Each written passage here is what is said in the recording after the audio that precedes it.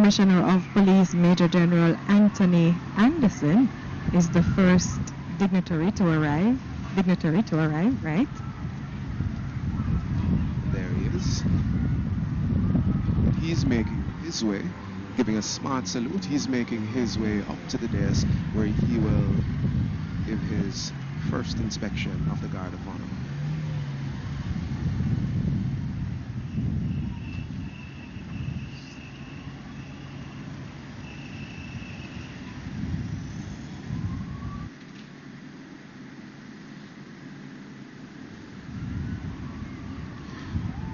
Before this assignment, Major General Anderson was serving as a National Security Advisor, with his December 2016 appointment marking the first time someone was named in this capacity in Jamaica.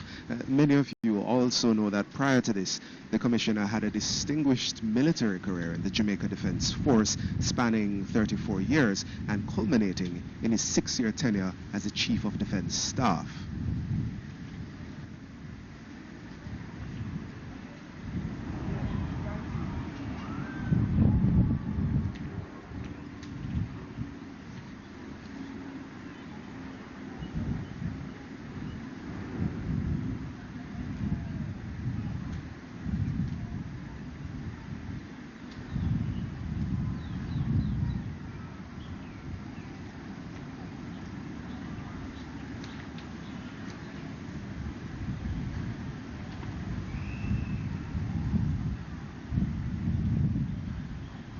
On screen now, we are witnessing the arrival of the Chief of Defense Staff, Lieutenant General Rocky Meade. Lieutenant General Meade was appointed December 1, 2016, and as you said before, Theodore, he succeeded Major General Anthony Anderson. Now, when he arrives, he will be heading to the saluting dais, and he will receive a sword salute, Lorraine, during which he will glance over, and after he has had that quick look at his troops to ensure everything is in place, then they will truly be ready to receive the Governor General.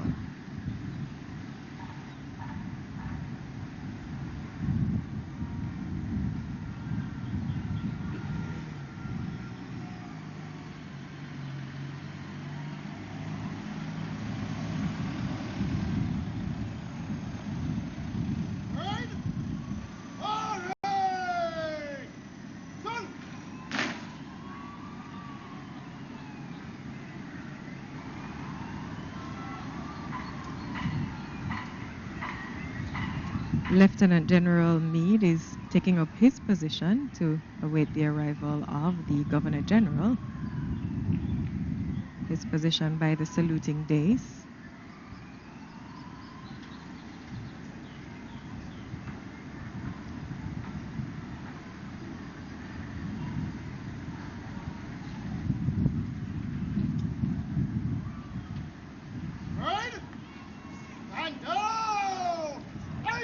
We are now seeing the arrival of members of the Senate. Followed very closely by members of Parliament from the government, on the government side. We're seeing them walking down from the north of Duke Street, which historically is the area from which the Jamaica Labour Party enters Parliament. There's Prime Minister Andrew Holness. Leading the members of the upper and lower house. We're seeing Member of Parliament and Attorney General Marlene Mallohu Fort, Member of Parliament and wife of the Prime Minister Juliet Holness,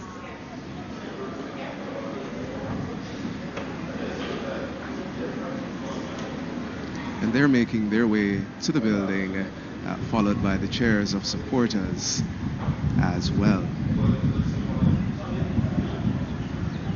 There we see Dr. Nigel Clark as well, and we mentioned that later today the 2020-2021 estimates of expenditure will be tabled by the Finance Minister. That's Dr. Clark, after the delivery of the throne speech happens in the morning session of the opening of Parliament. The members of the upper, so it will be a joint sitting of Parliament, and the members of the upper and lower house will take their seats inside the chamber as they await the arrival of the Governor General and the delivery of the throne speech. Prime Minister Andrew Holness and members of his administration giving a quick wave to supporters standing outside Gordon House along Duke Street.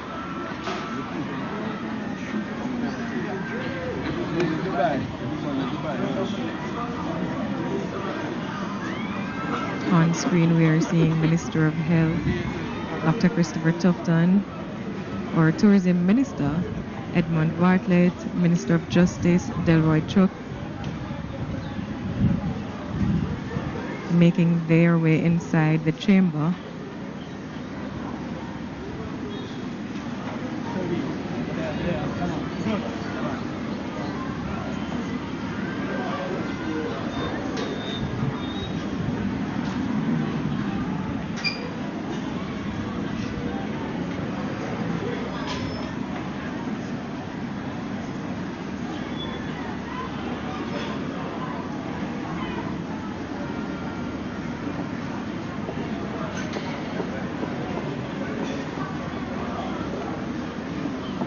And if it is that you are just joining us, ladies and gentlemen, we are bringing you the sight, sound, color, and excitement associated with the ceremonial opening of Parliament. We are witnessing the ceremonial opening of the 2020-2021 legislative year. Indeed. And we thank you for joining us online from the GIS website or Facebook page. Anywhere that you're joining us from, we welcome you to this formal opening of Parliament. We are your hosts, Lorraine Mendez and Theodore Henry.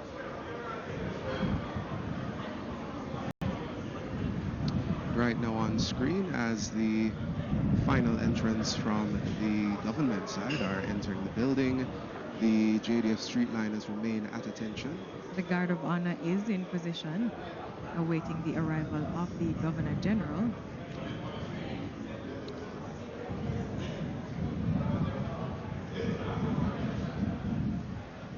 Now, the ceremonial opening of Parliament marks the beginning of a new legislative year. And today's Guard Commander is Major Andrew Sr. As we may have mentioned before, the Guard of Honor is furnished by JR1, that's the 1st Battalion, the Jamaica Regiment. Subaltern of the Guard is 2nd Lieutenant Zamain Witter. We spoke about colors earlier, so we have the color ensign who will be holding what would appear to look like flags, but indeed, Theodore, they are not flags, they are colors. Indeed. And in particular, you're seeing it there, the color that resembles the Jamaica flag, and I say resembles deliberately because it's not quite the Jamaican flag, is known as the Queen's color. It symbolizes the monarch as Jamaica's head of state. The other color that we're seeing represents the regiment or unit of the JDF that forms the Guard of Honor.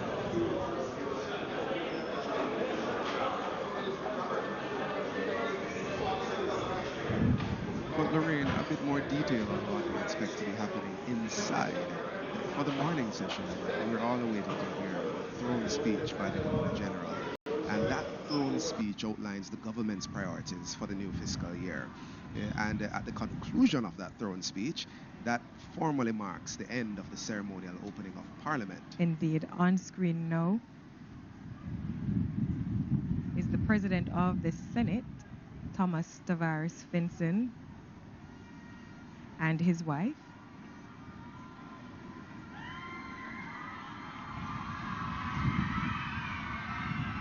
The Governor General's throne speech this morning will be delivered with the theme "Towards a Decade of Growth to Anchor our Peace and Prosperity." And though the throne speech marks the end of the ceremonial opening of Parliament, now we're seeing on screen the arrival Leader of the opposition, Dr. Peter Phillips, marshalling his troops into Gordon House. Indeed. Entering from the south side of Duke Street, waving to the many supporters who have come out to be a part of this ceremony.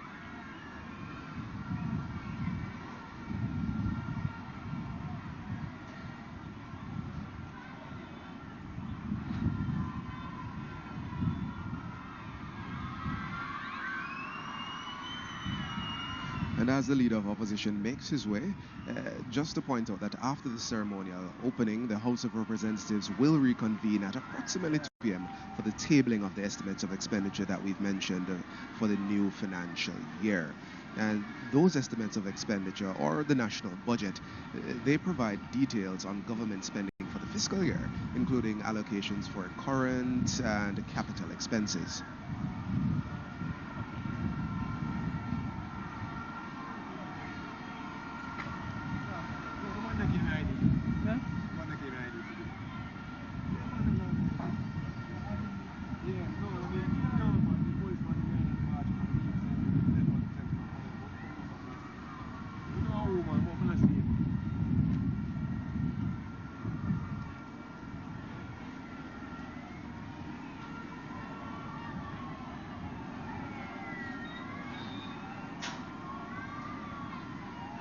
So under the Jamaican Constitution, or Parliament consists of Her Majesty the Queen, the Senate, and the House of Representatives.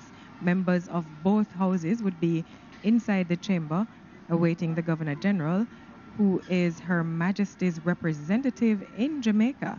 Now, the Senate consists of 21 senators, 13 of whom are appointed by the Governor General on the advice of the Prime Minister, and 8 on the advice of the Leader of the Opposition.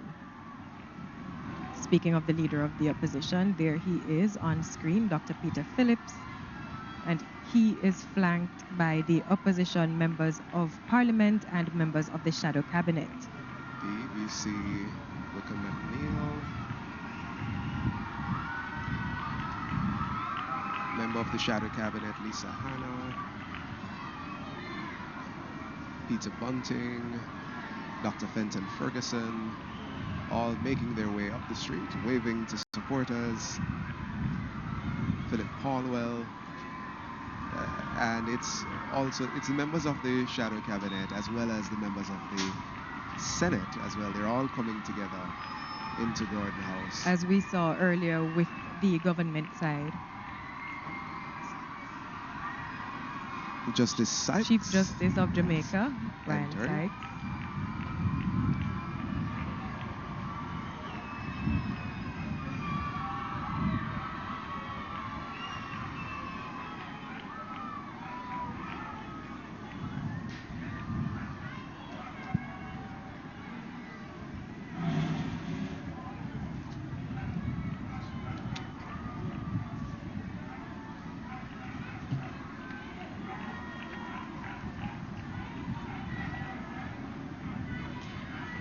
So it's a tradition that members of Parliament and senators aligned to the People's National Party enter Parliament by walking from the southern end of Duke Street.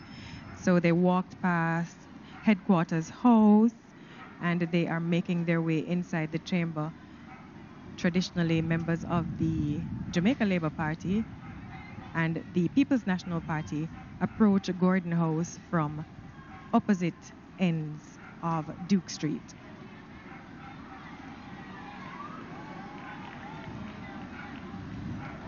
And you know, Lorraine, some say the JLP walks from the northern end of Duke Street because they used to assemble in the Bustamante Industrial Trade Union headquarters, which is just a little further up the road.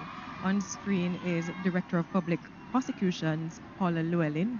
So members of the judiciary are making their way inside Gordon House as well.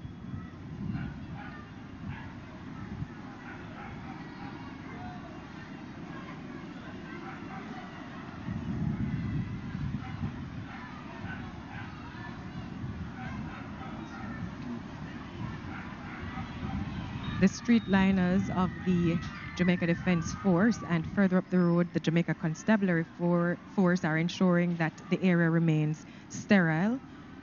On screen approaching is the vehicle bearing wife of the Governor General, Lady Allen. And she will disembark first, and finally the Governor General will arrive. Lady Allen will be met by the Commissioner of Police and the Deputy Clerk, who will escort her into the chamber.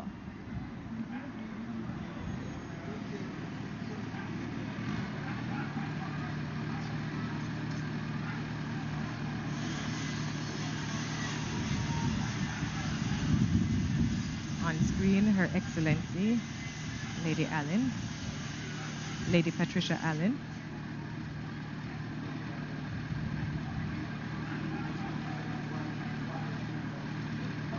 We are right on time. We are expecting the Governor General to arrive at about 10:49 a.m. So everything is happening within time for this ceremonial opening of Parliament. Lady Allen ensures she secures her hat. It's gotten a little windy on the outside, It Theodore. has. It has. And there she goes, making her way into the building, greeted by members of the judiciary and escorted by Major General Anthony Anderson. Right, so she is met by the Deputy Clerk of the House of Representatives of the Houses of Parliament, who is escorting her inside the chamber.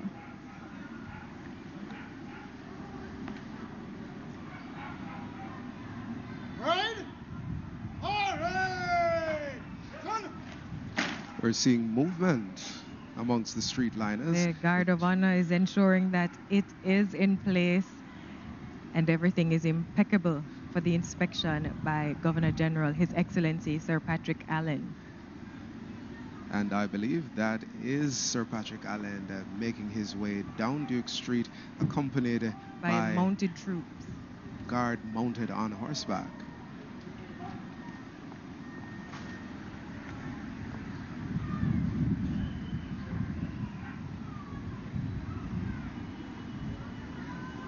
Some mounted escorts accompany the Governor General as he walks onto, he will walk onto the red carpet and he will step onto the saluting dais so that he can be seen by all. And it is at that point that the Governor General will receive a royal salute.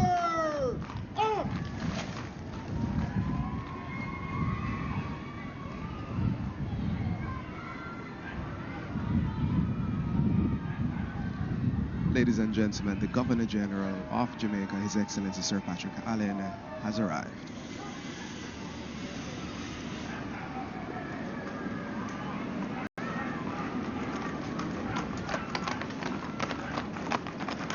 He is met by Chief of Defense Staff, Lieutenant General Rocky Mead, as he prepares to inspect the Guard of Honor. Lieutenant General Mead will escort the Governor General to the saluting dais.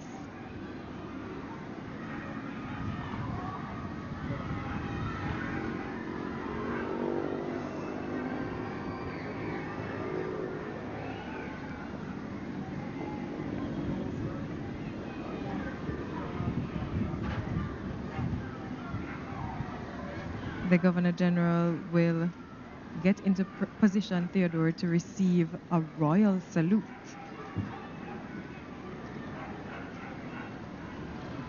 Right, he's now in position on the dais.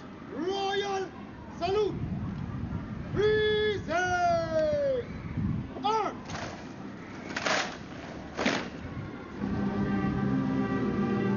At this point, it appears that the national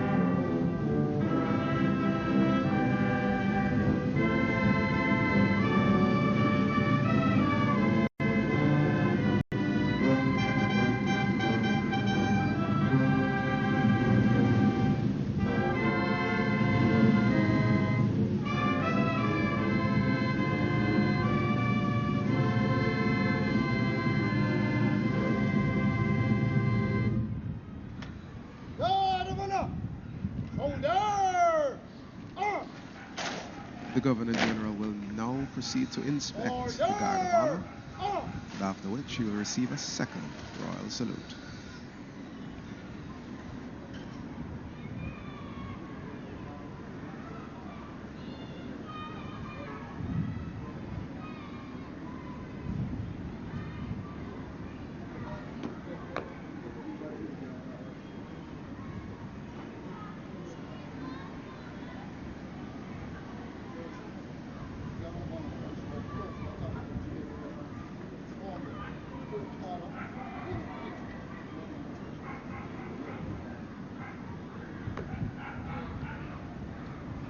Sir Patrick will now do his inspection of the Guard of Honor.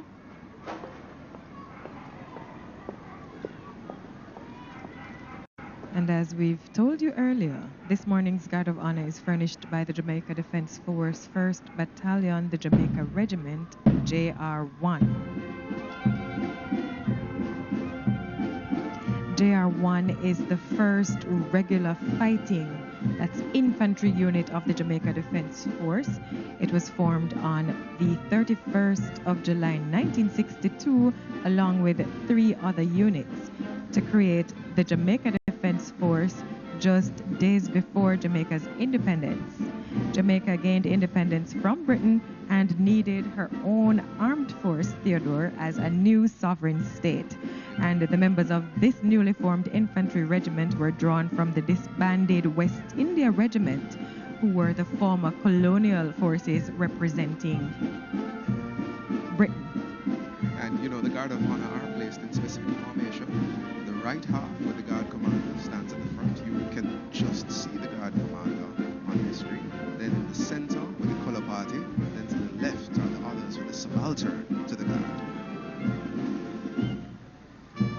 And subaltern to the Guard today is Second Lieutenant Zamain Witter.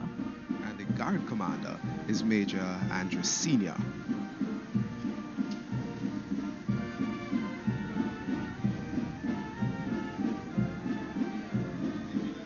The color party includes the color ensigns and the escorts, and these are 2 officers who are honored to carry the colors of the unit. We detailed the colors earlier. Today's color ensigns are Second Lieutenant Nicar White and Second Lieutenant Roger Williams.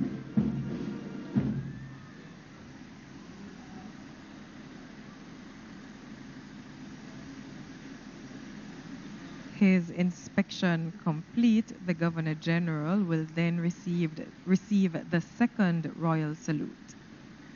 After which he will be escorted into the chamber, where sittings of both houses of Parliament are held. A flourish of trumpets will then be played to signal the Governor General's arrival in Gordon House. Royal salute.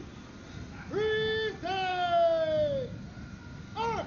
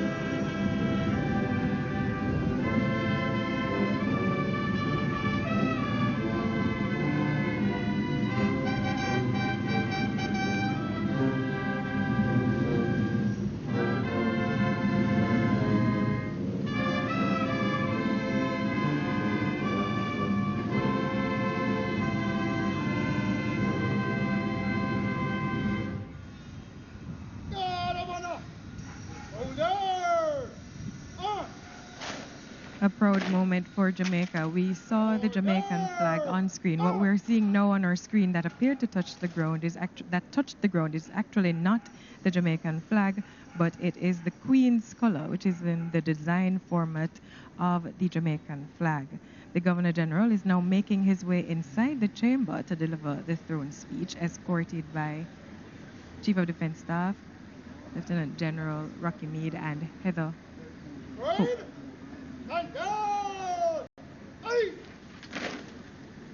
Of course, Heather Cook is Clerk of the Houses of Parliament.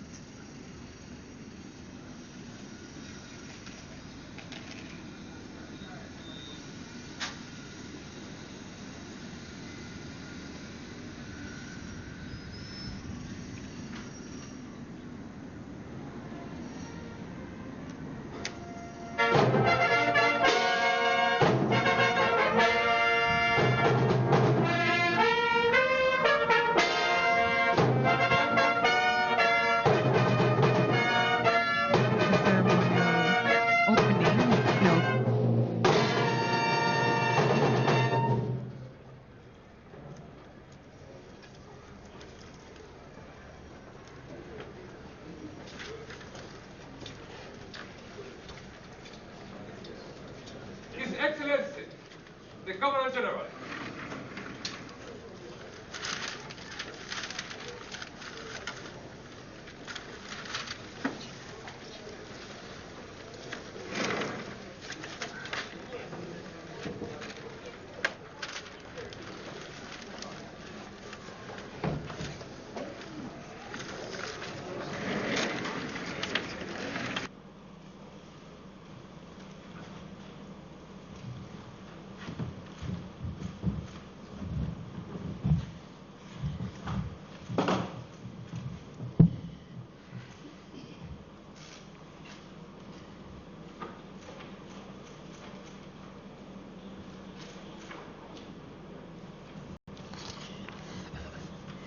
Madam Clerk, would you kindly invite the members of the Honourable House of Representatives to attend at the place appointed for the meeting of the Senate?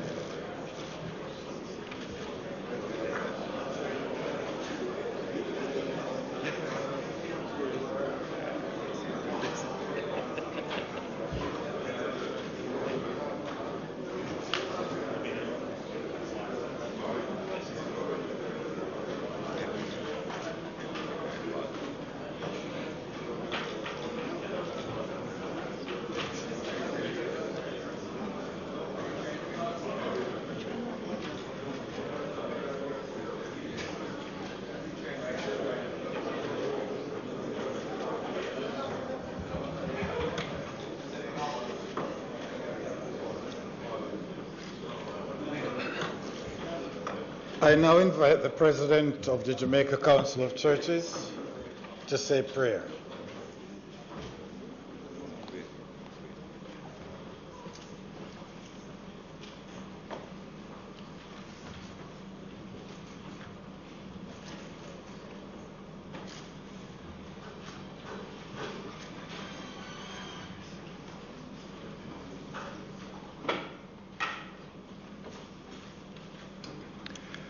Let us pray. Almighty God, from whom all wisdom and power are derived, we beseech Thee so to direct and prosper the deliberations of this Parliament now assembled, that all things may be ordered upon the best and surest foundations for the glory of Thy name and for the safety, honor, and welfare of the people of this island. Bless our Sovereign Lady, Queen Elizabeth, Philip, Duke of Edinburgh, Charles, Prince of Wales, and all the royal family. Give grace to all who exercise authority in our Commonwealth, that peace and happiness, truth and justice, true faith and piety may be established among us. Especially we pray for the Governor General of our island, the Prime Minister, the Leader of the Opposition, the Senators and members of the House of Representatives, that they may be enabled faithfully to perform the responsible duties of their high office. All this we ask for thy great name's sake. Amen. May I invite us all together to pray the Lord's Prayer. Our Father, which art in heaven, hallowed be thy name. Thy kingdom come. Thy will be done in earth as it is in heaven. Give us this day our daily bread, and forgive us our trespasses, as we forgive them that trespass against us. And lead us not into temptation, but deliver us from evil. For thine is the kingdom, and the power, and the glory, forever and ever. Amen. The Lord bless us and keep us. The Lord make his face to shine upon us and be gracious unto us. May the Lord lift up his countenance upon us and give us peace now and always. Amen. Please be seated.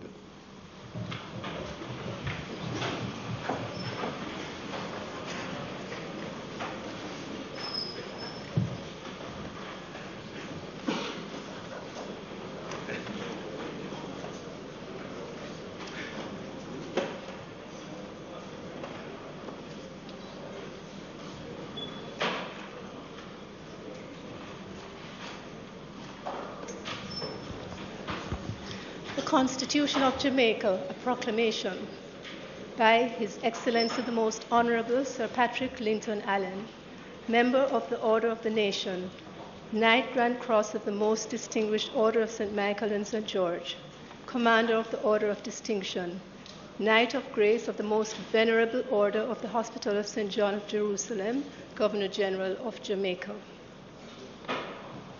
Whereas it is provided by subsection 1 of section 63 of the Constitution of Jamaica that each session of Parliament of Jamaica shall be held in such place and shall commence at such time as the Governor General may by proclamation appoint.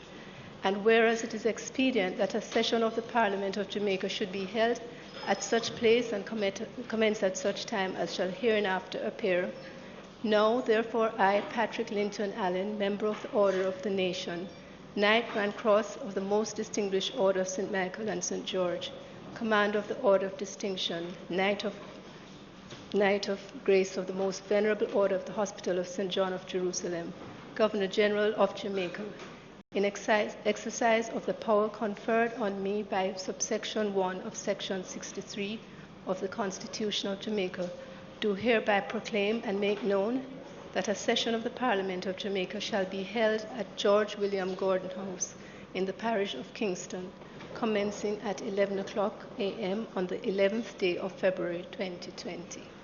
Given under my hand and the broad seal of Jamaica at King's House this 21st day of January in the year of our Lord 2020, and the 68th year of the reign of Her Majesty Queen Elizabeth II.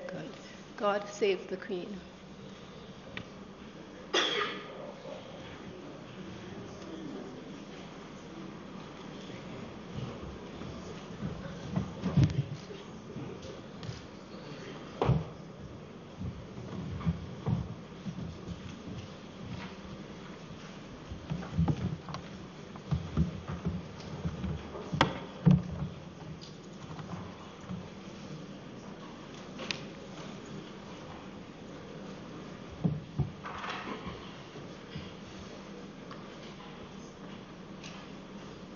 Mr. President and members of the Senate, Mr. Speaker, and members of the House of Representatives, I'm pleased to present the throne speech representing my government's directions for the 2020-2021 financial year under the theme "Towards a Decade of Growth to Anchor Our Peace and Prosperity." Honourable members, we're gathered here at the dawn of a new decade. The seeds we have planted in the previous years are germinating, and we commit to making this decade one of increased growth, peace, and prosperity in our land.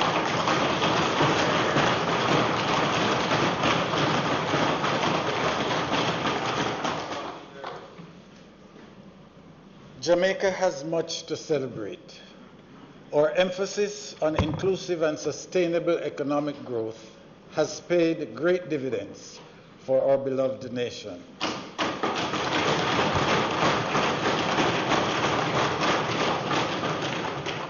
In recent years, Jamaica has made an extraordinary economic turnaround.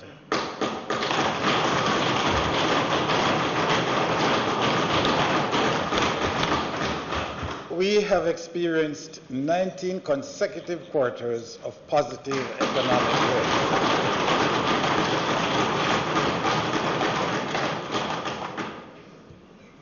Our debt to GDP ratio is projected to be below 92% by the end of March 2020, from a high of 147% 7 years ago.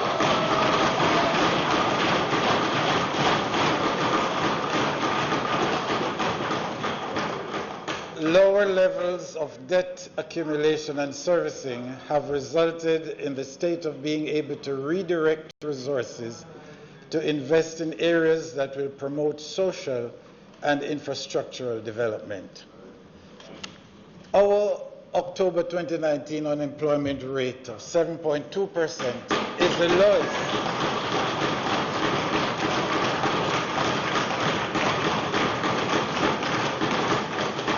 the lowest in Jamaica's history.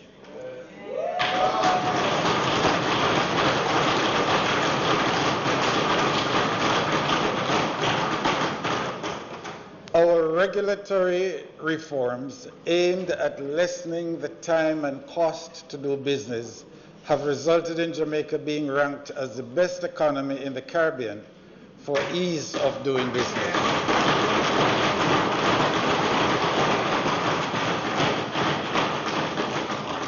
We have trained more than 20,000 persons through the HOPE program and the Jamaica National Service Corps, and training continues.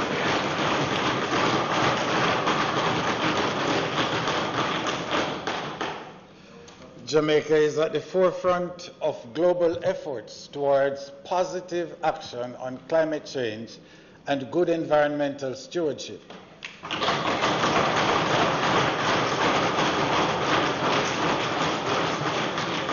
The government has implemented a ban on single-use plastic and polystyrene, started a program to plant 3 million trees, one for each Jamaican,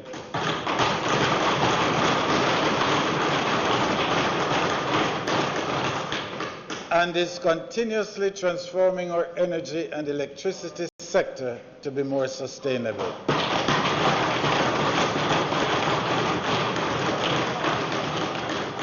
Over the last 4 years, the National Housing Trust, NHT, the Housing Agency of Jamaica, HAJ, and the private sector developers would have recorded over 30,000 housing unit starts.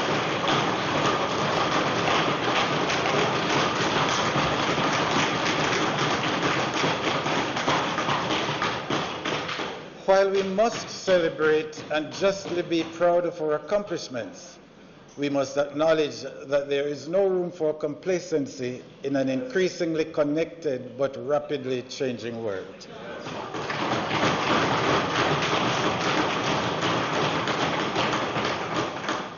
Our government has created a set of plans, policies, programs, and legislation which demonstrates its resolve to make this Jamaica's decade of growth, peace, and prosperity as we move forward to fulfill Vision 2020.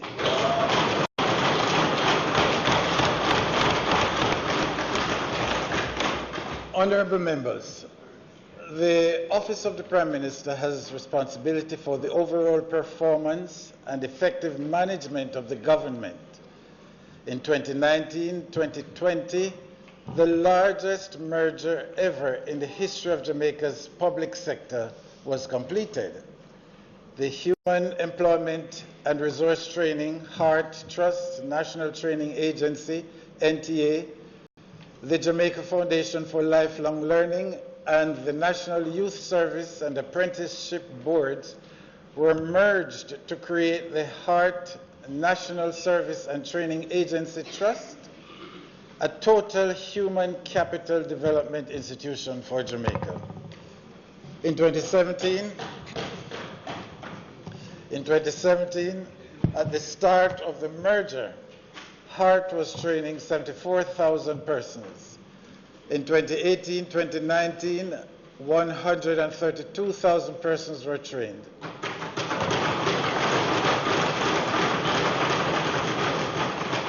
For 2019-2020, HEART is on target to train 152,600 persons. Honourable members, this is a 106% increase.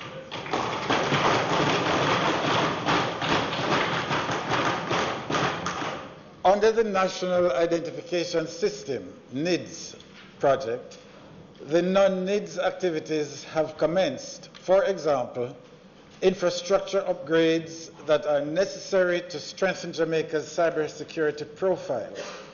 The government will also complete implementation of the National Key Public Infrastructure Project and advance the digital transformation of the Registrar General's Department. The top legislative priorities for the period will include the tabling of a new NIDS bill, amendments to the Registration of Births, Deaths Act, and the review of the National Housing Trust Act regulations. The Ministry of Finance and the Public Service. Jamaica has successfully concluded its program with the International Monetary Fund in November 2019. Over the course of this 3-year precautionary standby agreement, the government of Jamaica met all structural benchmarks, all quantitative performance criteria, and all indicative targets.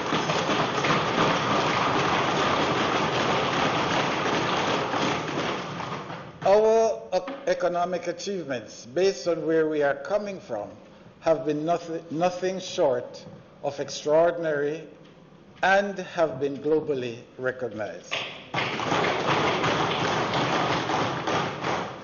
We have now had several years of low inflation and record low interest rates.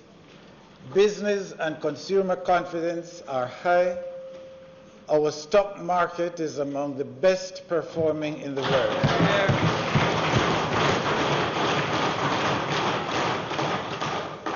International rating agencies, Moody's, Standard & Poor's, and Fitch, have all recently upgraded the government of Jamaica's long-term foreign and local currency ratings to their highest levels in decades. Our net international reserves now stand at over $3 billion. Economic independence for Jamaica is no longer a dream. It is becoming a reality.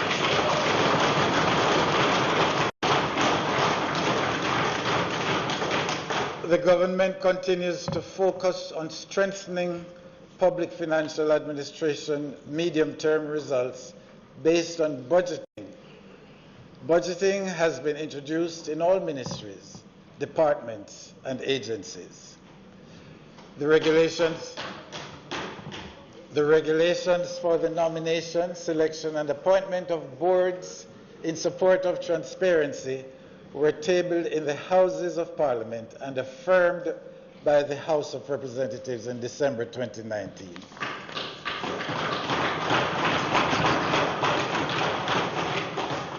Tax Administration Jamaica advanced its ISO 9001-2015 Quality Management System certification, a first for tax administrations across the Caribbean, and has enhanced its business processes, technology, and physical infrastructure to effect improvements in the quality and delivery of services.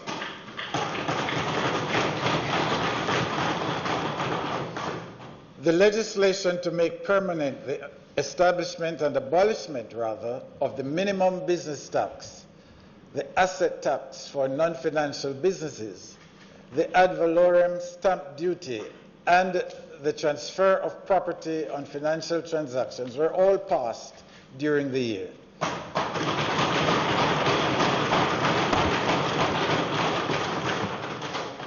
In addition to the transfer tax applicable to transfers of real estate was reduced by 60% during the year.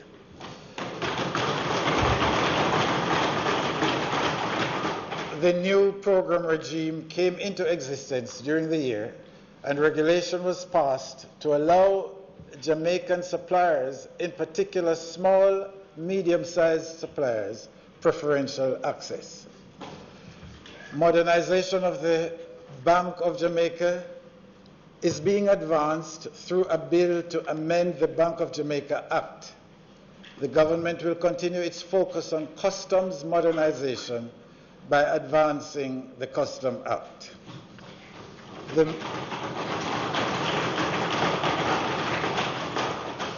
microcredit bill, which tabled during the year, will be amended, taking into account feedback from consultation with the sector. The government has continued its policy of using the public equity markets as a vehicle for divestment of public assets to allow broad-scale ownership of these assets by Jamaicans. In April 2019, history was made when 31,200 Jamaicans invested in the initial public offer, IPO, of Wigton Farms Limited.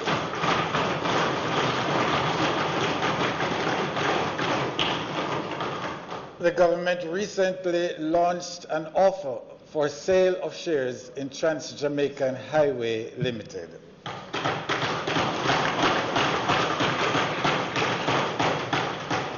This is expected to be the largest IPO in Jamaica's history and possibly in the entire region.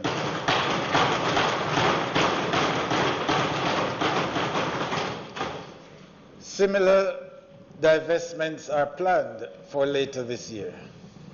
Building on the work done in 2019, the government will be tabling other critical pieces of legislation that will improve Jamaica's economy. An act to establish an independent fiscal council will strengthen Jamaica's fiscal responsibility regime. The Pension Superannuation Fund and Retirement Schemes Amendment Bill, which is the second phase of private pension reform to deal with portability, vesting, and participation in multiple schemes, among other reforms. The amendment to the Financial Services Commission Act to facilitate consolidated supervision for non-deposit taking groups.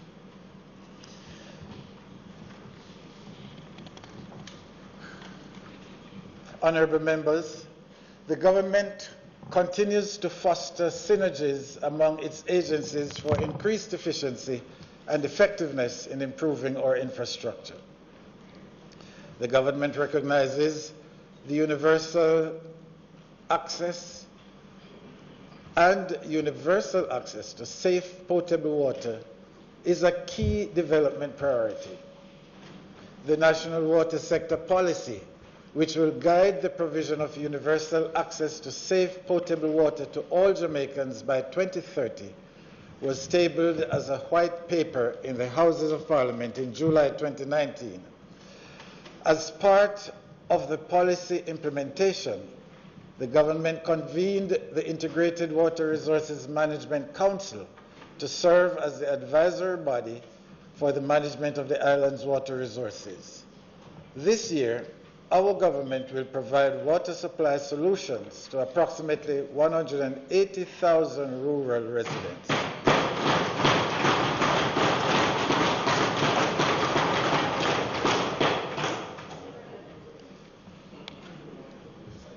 Our island is already experiencing the impacts of climate variations with more intense drought and unpredictable weather. As part of Jamaica's strategy response to climate change, the government recently launched a national tree planting program targeting the planting of 3 million trees, one for each Jamaican, over the next 3 years.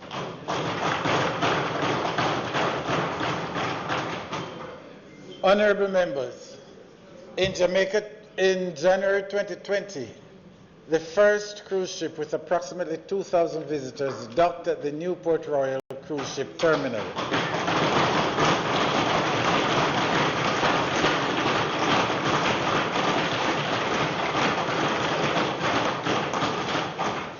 The development of this terminal posed special environmental challenges.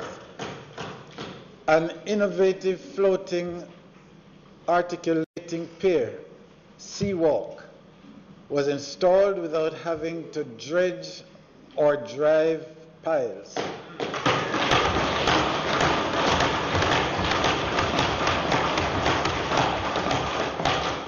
This project demonstrated the commitment to making development happen.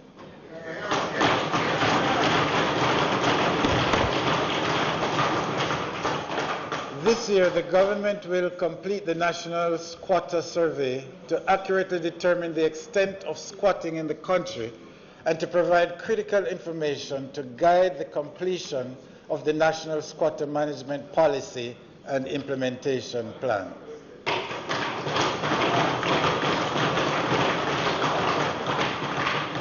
The Real Estate Board will merge the Real Estate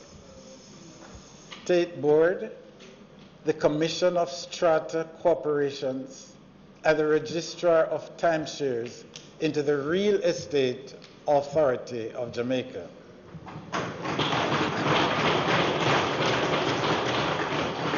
Honourable members, housing remains a key priority for the government.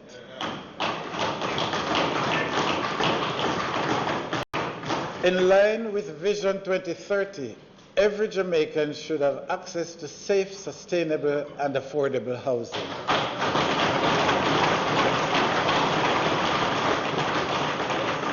We need to build enough housing solutions at a rate which will prevent informal settling. Between the NHT and the HAJ, over 10,000 housing starts were slated and are slated for this fiscal year, with plans to continue to accelerate the delivery of housing solutions in the coming year.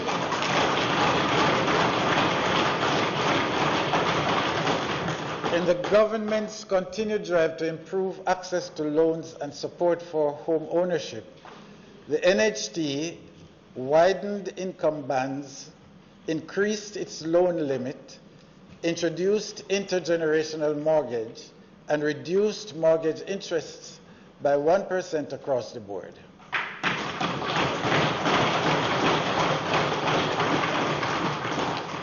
The government's new social housing program has completed the administrative phase and will commence full rollout. The coming years will also see continued heavy investment in infrastructure under the Greater Infrastructure Development Program, GIDP.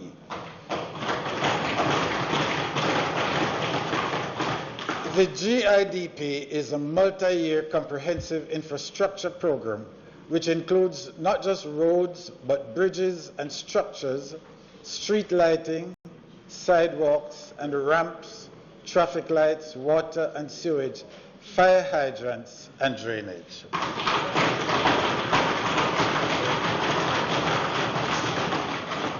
We will be building smart infrastructure with fiber optics, cameras, and sensors designed and embedded into our infrastructure assets. Aligned with this, honourable members, will be the Lengthman program, a preventative maintenance program for rural roads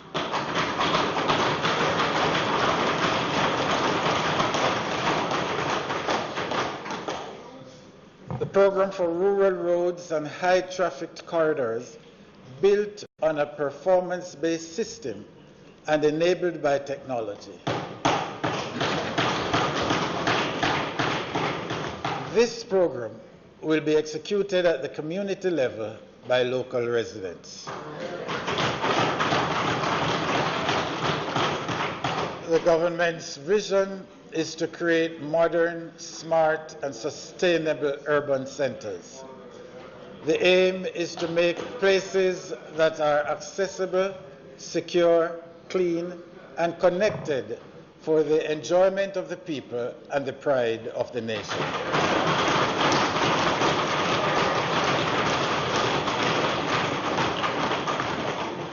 Honourable members, the next fiscal year will herald the beginning of Jamaica's first purpose-built parliament, out of many one people.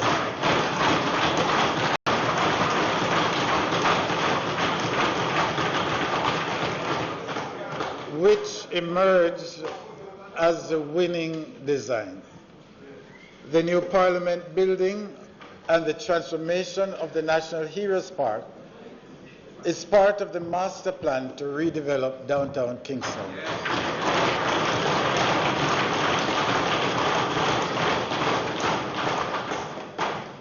Honourable members, during the 2019-2020 legislative year, the government made considerable strides in advancing its policy agenda to support national crime-fighting strategies. This included the passage of the Proceeds of Crime Amendment Act 2019 and attendant regulations to strengthen local anti-money laundering and counter-terrorism financing efforts. The development of regulations to support the Major Organized Crime and Anti-Corruption Agency, amendments to the Criminal Justice Suppression of Criminal Organization Act, as well as the Firearms Act were also achieved.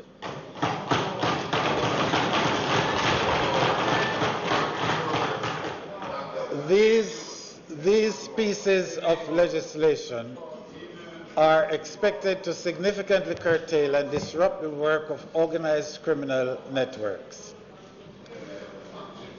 The government maintains that a whole-of-society approach is required to tackle the issue of crime and violence.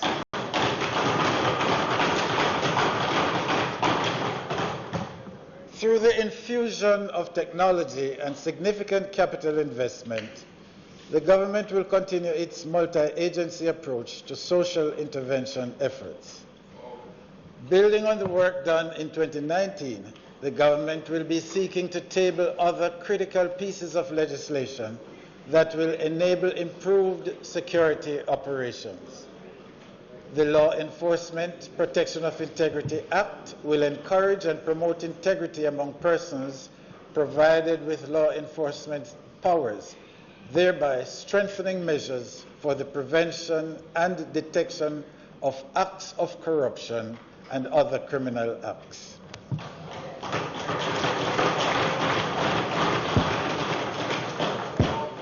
The Corrections Amendment Act will update and strengthen the law and make it more aligned to current trends, taking into consideration modern technological advances and increases in existing penalties for breaches.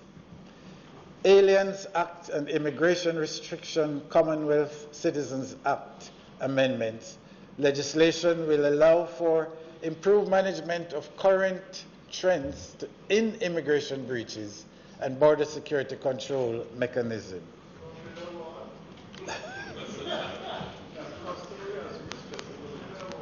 Honourable members, the first year of the primary exit profile assessment was successfully administered, with a total of 40,423 students sitting the examination in 2019 and 54% being classified as proficient or highly proficient.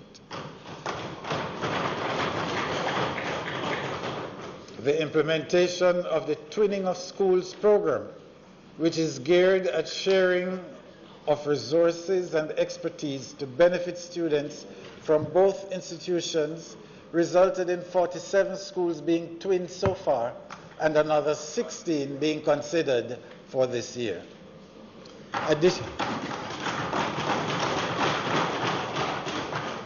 Additionally, the breakfast program has been expanded to benefit 70,000 children in 822 schools across the early childhood and primary levels.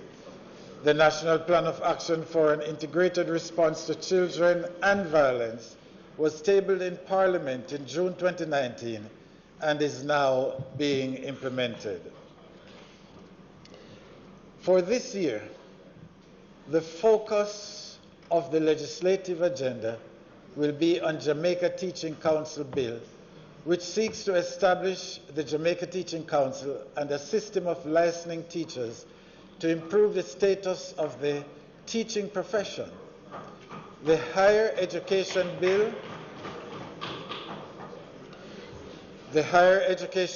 which will seek to modernize and strengthen the legal and regulatory framework for the sector, the amendments to the Education Act and regulations will modernize the legal and regulatory framework governing the statutory system of public education.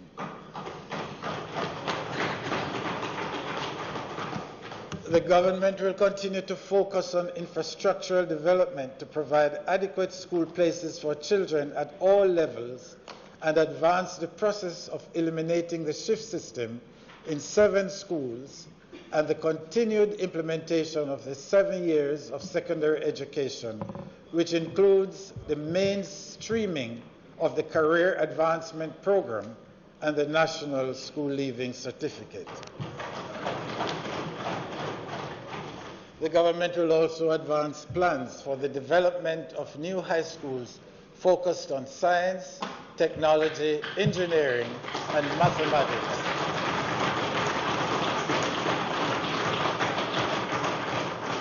STEM education. Honourable members, our tourism sector continues to grow from strength to strength. In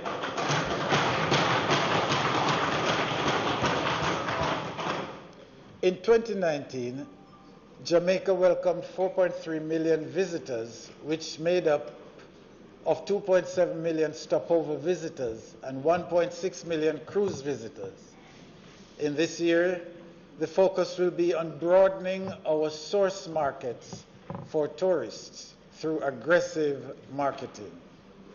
The new Port Royal Cruise Terminal presents tremendous opportunities for tourism to position Port Royal and Kingston as a unique heritage and culture tourism destination in the Caribbean.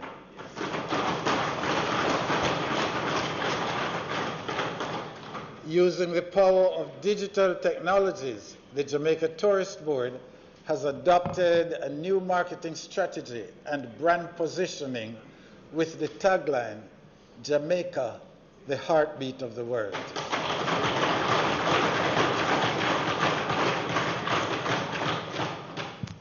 In 2019, a major step towards improving the welfare of tourism workers was achieved when the Tourism Workers' Pension Act which establishes a defined contributory pension scheme for all tourism workers, whether they are self-employed, employed, or contract worker, was passed.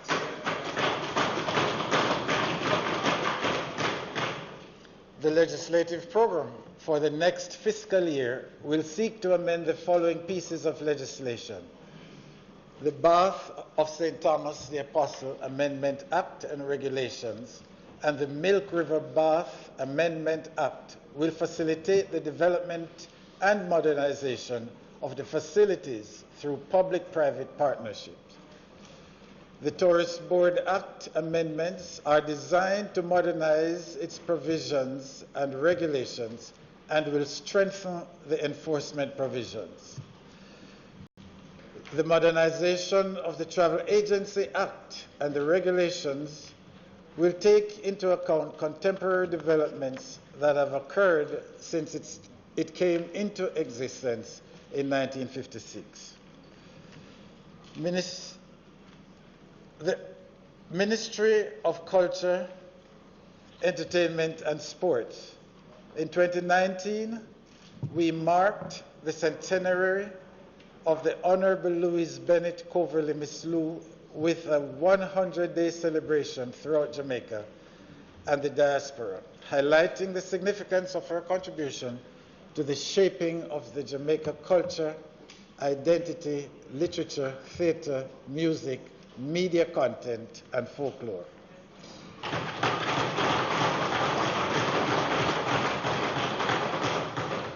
We all proudly witnessed the global recognition of Jamaican talent in the tremendous recent achievement of Miss Tonian Singh, who was crowned Miss World 2019, and Miss Michaela Simpson Coffey, who became the youngest artist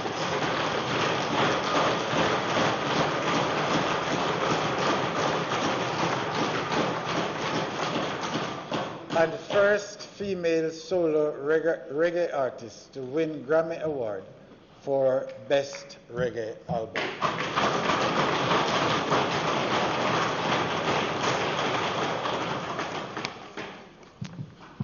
In preparation for the arrival of cruise ship passengers in Port Royal, residents were trained in order to create products which reflect its history and heritage. This year, the government will focus on implementation of the Culture and Creative Industries Policy, which provides for the building of capacity and development of their structure. The government also plans to introduce entertainment, creative enterprise, and sports zones and museums. The government continues to increase the number of shelters as part of its approach to support victims of gender-based violence and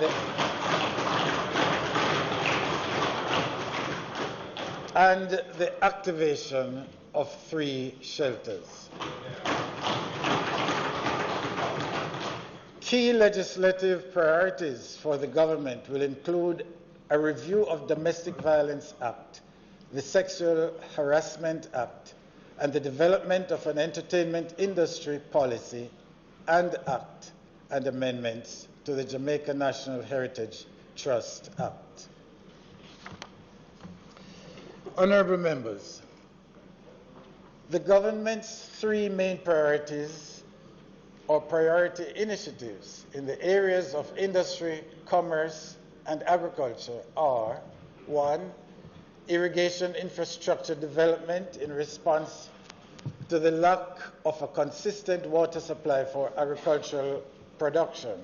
2, continuation of the National Trade Facilitation Program to continue to enhance the ease of doing business in Jamaica and thereby facilitate increased export activity.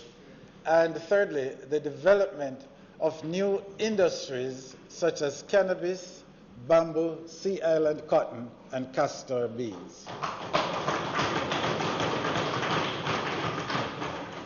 During the 2021 fiscal year, the following legislative priorities will be pursued: Jamaica Promotions Amendment Bill to provide for the implementation of a regulatory regime for the film and motion picture industry and to strengthen the local creative industries. Trademarks Act and Rules Amendment for Jamaica to become a part of the Madrid system and benefit from the international registration.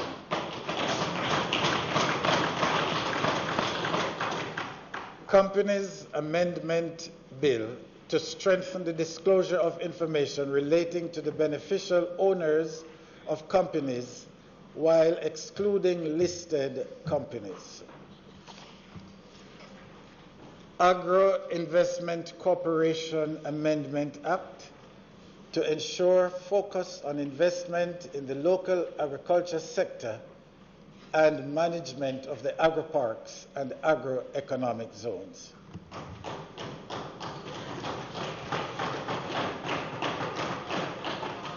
Honourable members, Decisive steps were taken during the past year to improve the health of Jamaicans. Rehabilitation work on the Cornwall Regional Hospital continued with phase 2 of the rehabilitation plan now underway.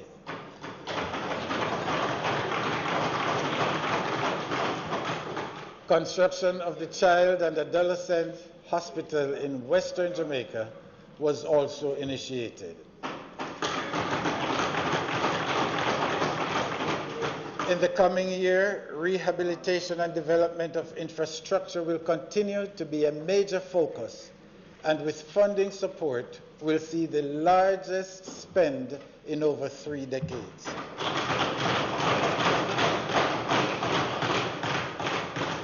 The vector control program was expanded to address the growing concerns about mosquito-borne diseases.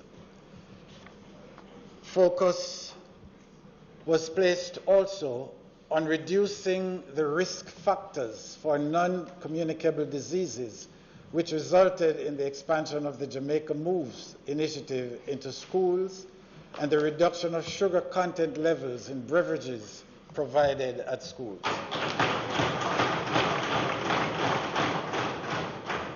Further, public patients' access to select diagnostic services was increased through the public-private partnerships. With the emergence of viruses having the potential to become global health threats, as well as the increased prevalence of certain diseases, Jamaica continues to prepare by training staff, equipping facilities, securing the necessary medical supplies, and also making provision for quarantine and isolation facilities as is necessary. The government will continue to exercise vigilance and caution to ensure that we are in the best possible position to respond to any eventualities.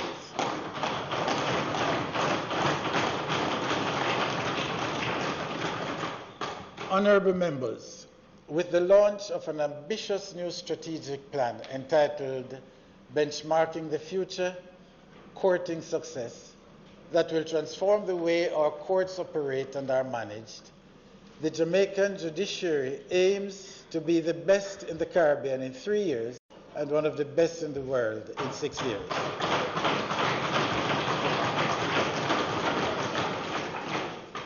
Video link and digital audio recording equipment has been installed in 78 courtrooms across the island.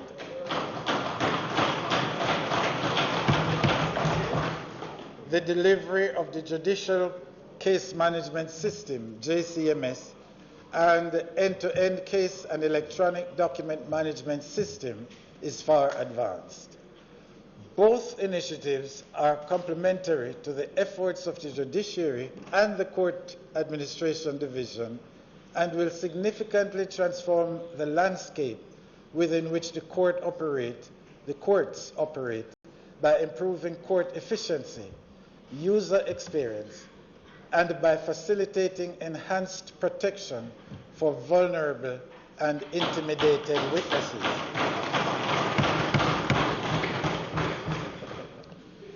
The Mobile Justice Initiative, operated by the Legal Aid Council, offers flexibility in the provision of legal services to underserved and high-risk populations, and we continue to expand it to increase access.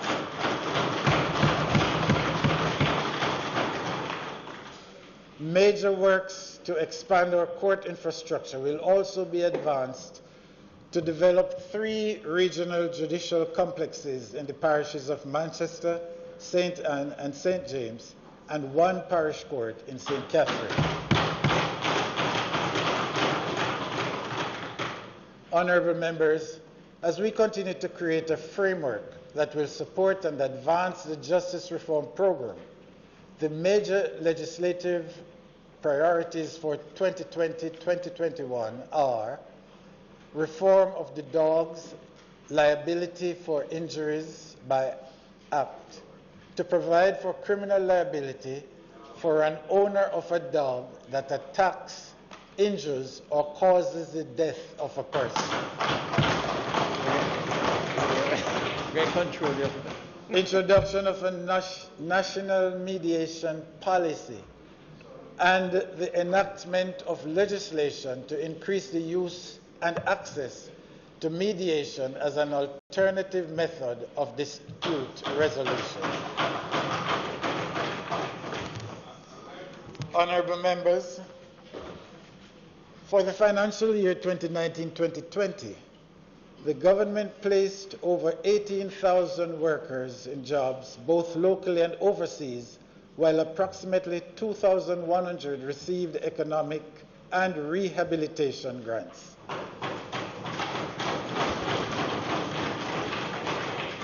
Persons with disability received grants for their own economic empowerment and assistive devices in the amount of $30 million. 3 mobile units that will enhance accessibility to public assistance services to persons in rural and remote areas have been acquired.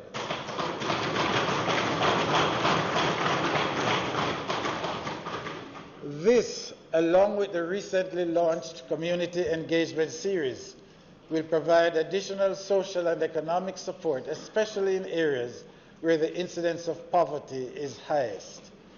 In the coming year, special focus will be placed on the elderly, and in particular, those without any retirement income. Greater emphasis has been placed on educating employers and employees about the labor laws. A 28% reduction in industrial disputes that required arbitration was noted. One of the government's major priorities, which will facilitate growth and increase efficiencies, is the development of a national policy for productivity improvement.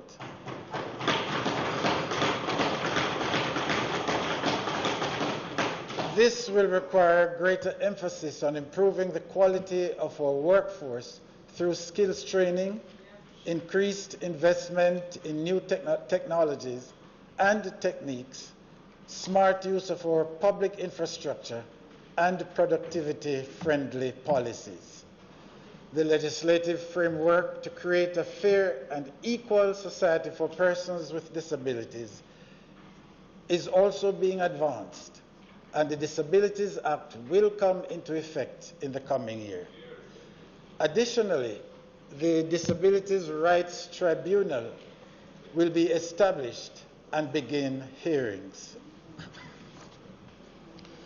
Honourable members, in the government's continued drive to improve access to basic services for all Jamaicans, a comprehensive parochial road rehabilitation program will be undertaken to improve the community road network across all parishes.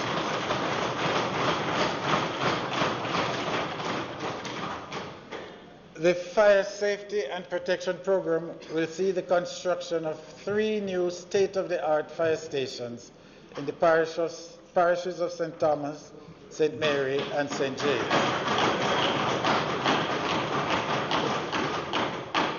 Additionally, 4 fire stations, Black River, Falmouth, Ocherius, and St. Anne's Bay, will be renovated. Jamaica is the leading country in the region in disaster preparedness and will be staging the 7th regional platform on disaster risk reduction in the Americas and in the Caribbean in July 2020. The government, in recognizing the importance of having youth as part of the discourse and subsequent response to disaster mitigation, has for the first time in the history of the platform added a youth forum.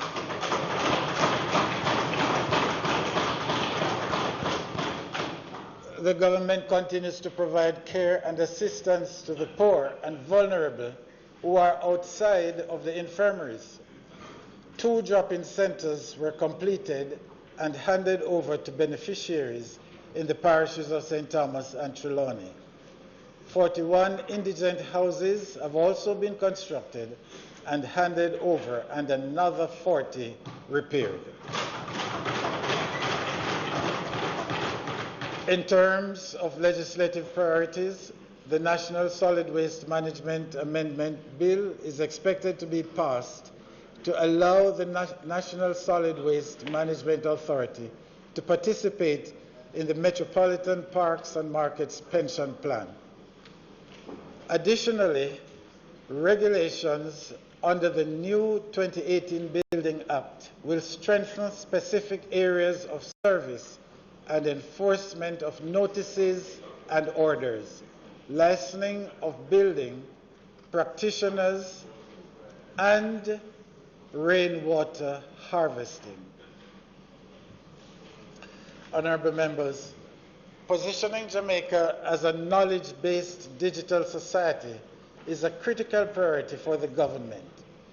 The establishment of the ICT Authority in 2019 was an important milestone in this journey.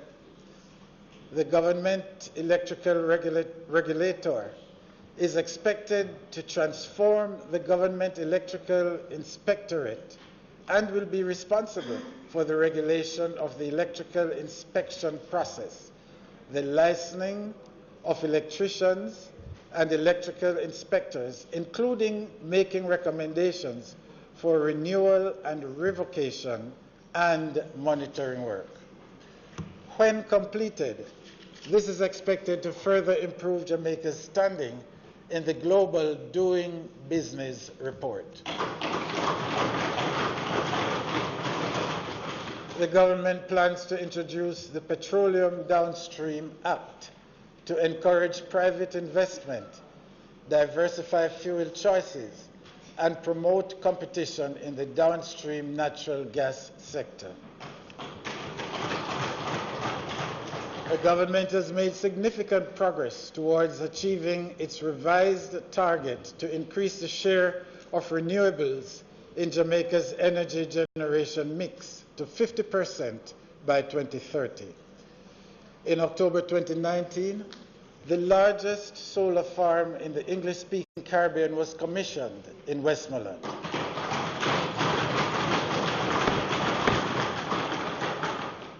Increased use of renewables and innovative ideas such as pumped hydro storage plants to provide integrated solutions to our water and energy sectors will lower costs for consumers and contribute to the environmental preservation.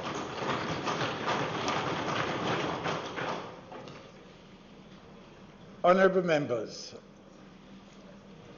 road safety continues to be one of the highest priorities of the government, as despite our efforts to address the situation, the number of fatalities is at an alarming level. The implementation of the Road Traffic Act and other measures, including the use of technology and increased public education, will seek to reduce road fatalities and improve driver behavior.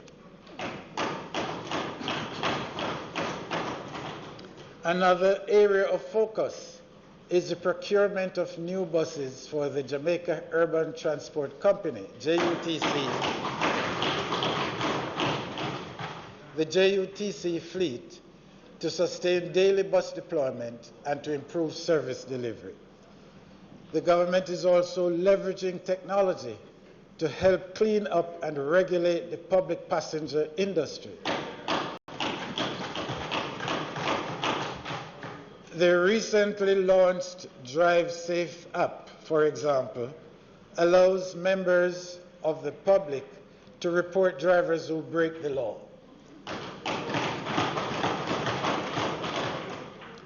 An emerging area that the government intends to focus on is electric vehicles. The public passenger fleet will be the first area for attention with the introduction of 45 electric buses. The projected benefits of implementing this initiative is quite significant and include energy saving, environmental preservation, and the reduction of the national fuel bill.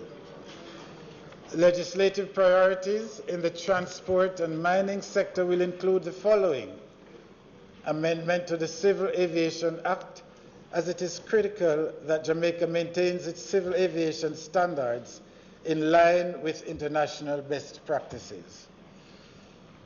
Shipping Pollution Prevention Response Liability and Compensation Act, to allow for recovery and compensation in the event of an oil spill and contribution by importers of oil to the International Oil Pollution Compensation Fund. Mineral Industries Encouragement Act, to give effect to the draft National Minerals Policy, which proposes to offer incentives encouraging investment into minerals other than bauxite.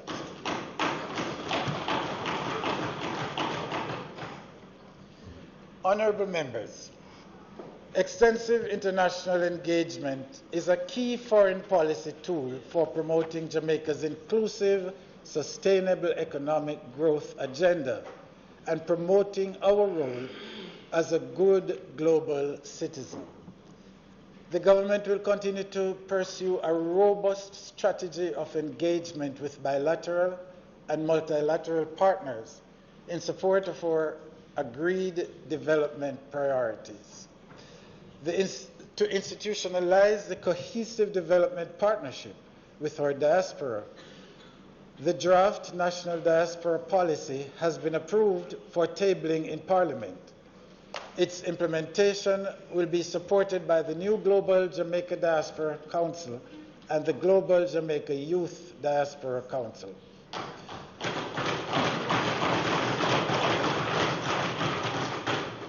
Major goals of the government's regional and multilateral engagement will include supporting the CARICOM Secretariat in the execution of a results-based management system, concluding a new foundation partnership agreement between the ACP states and the EU, together with its CARIFORUM regional protocol, to facilitate new modalities for continued cooperation, and signing and ratifying the revised Georgetown Agreement on the establishment of the new Organization of the African, Caribbean, and Pacific Group of States.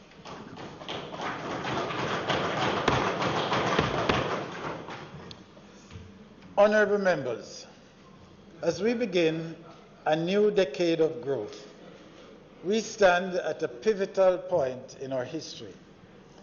Our people are deserving of the bountiful reward that will come from our collective efforts at building a stronger and a greater Jamaica.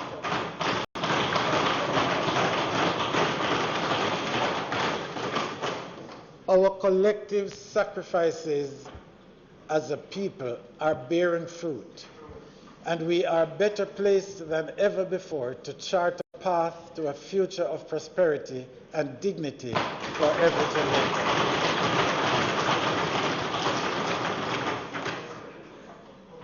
While we have record low unemployment, we must continue to create more jobs for our people.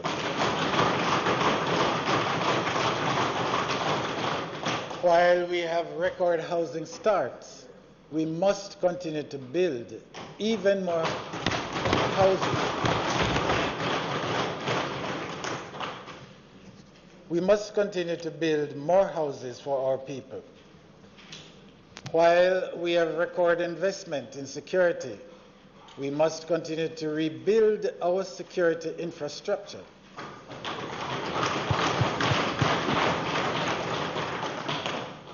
Let us build on the economic stability which we have achieved in this last decade to now anchor in this new decade our growth, peace, and prosperity.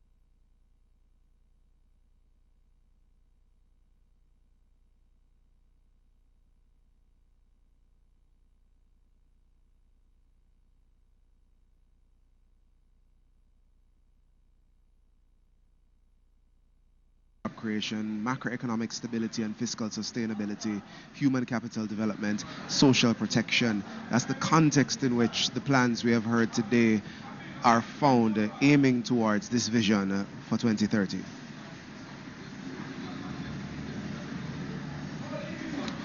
The Governor General and Lady Allen leaving together this time. They did not arrive together, Theodore, but they are leaving together.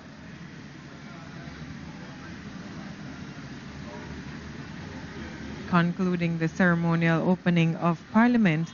And I want to point out that perhaps in another 3 to 4 years, certainly the projection is by 2023, we will have a new Parliament building at the National Heroes Park, and the winning design out of many, one people. And we will also see the transformation of the National Heroes Park into Government Circle, and this is part of the master plan to redevelop downtown Kingston.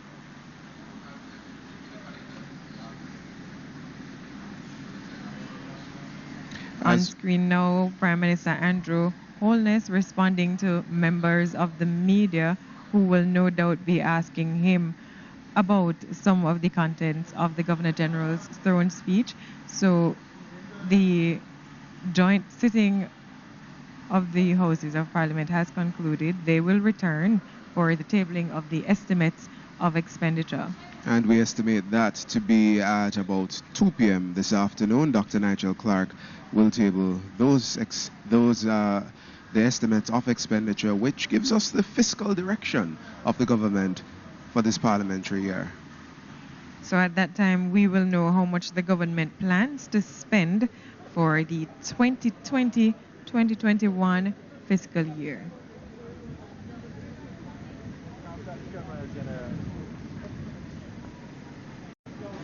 As you mentioned earlier, Lorraine, public sector transformation will continue to be a major area of focus for the government in the financial year 2019-2020 and the medium term. That reform is designed to create a public sector which delivers excellent public services in an efficient and effective manner.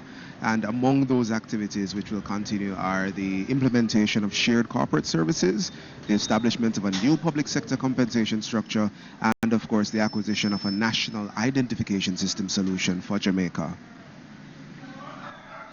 And as we said, the Governor General touched on each and every ministry of the government, including the Ministry of Labor and Social Security, where he announced that the Disabilities Act will come into effect in the coming fiscal year. So persons with disabilities, members of that community, can look forward to that, as well as the establishment of a disabilities rights tribunal that will be established and will begin hearings. And the final thing I wanted to point out that I'm excited about, Theodore, is the electric vehicle policy. The government will not just be talking about electric vehicles, but actually 45 electric buses will be added to the fleet of the Jamaica Urban Transit Company Limited. So JUTC commuters will be among the first Jamaicans riding in electric vehicles come the new fiscal year. Fantastic. Fantastic.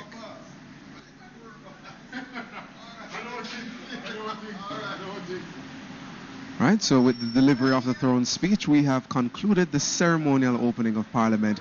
But remember, the tabling of the estimates of expenditure occurs at, we estimate, 2 p.m. this afternoon. That second session will happen, and we're looking forward for the details on government's fiscal direction for this legislative year. We thank you so much for having joined us for this, our live stream coverage of the ceremonial opening of Parliament and the start of the 2020-2021 legislative year. I've been your host, Lorraine Mendez. And I'm Theodore Henry. We thank you for joining us, and we look forward to the estimates tabled later today and further insight into what our government plans for 2020-2021.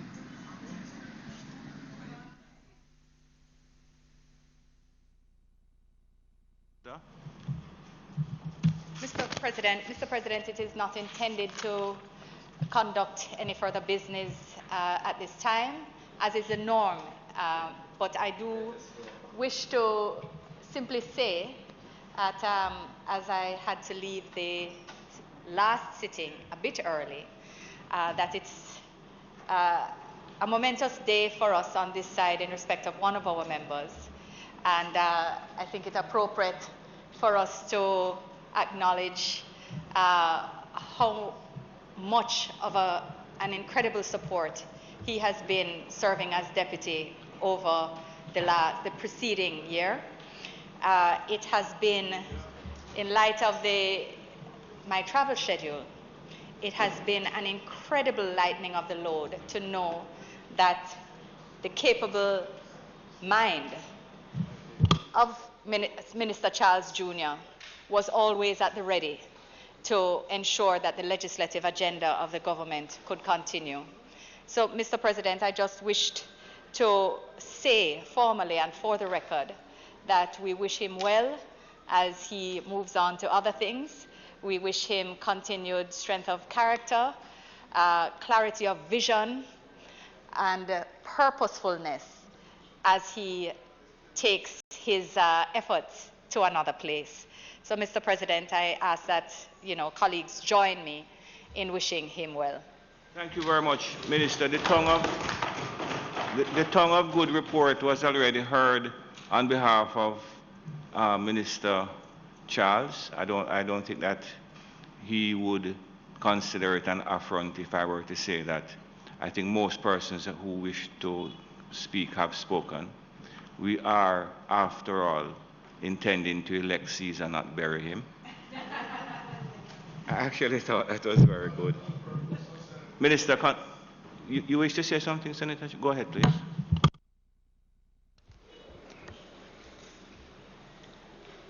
With your permission, President, just a few words.